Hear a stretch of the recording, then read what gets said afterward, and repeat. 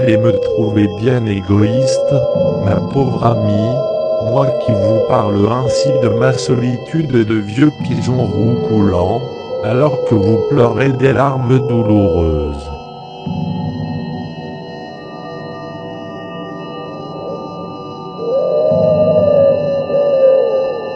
En quelques heures, Arif avait pris un visage de détresse et de ruine. La pâleur d'Arif répondait pour Becky à une inquiétude excessive. Elle confiait l'incertitude de leur destinée future à la providence et à l'amour. Malgré eux, comme s'ils avaient voulu se sentir deux contre la mort, leurs mains se rencontraient au bord du lit, un long enlacement les rapprochait, tremblant d'inquiétude et de pitié, jusqu'à ce qu'un faible soupir d'Arif les eût avertis que la crise était passée.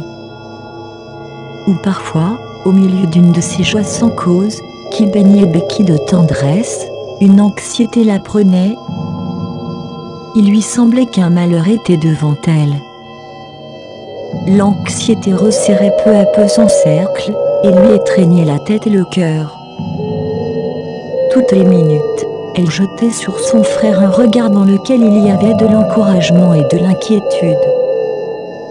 Tout d'un coup, des tristesses la prenaient, ils ne parlaient plus, s'examinant à la dérobée, avec de la pitié l'un pour l'autre.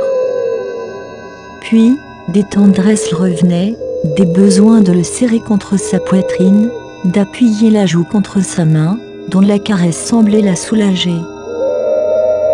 Il n'y avait plus alors en Becky d'impatience, il n'y avait, au contraire, qu'un désir secret de retarder l'instant.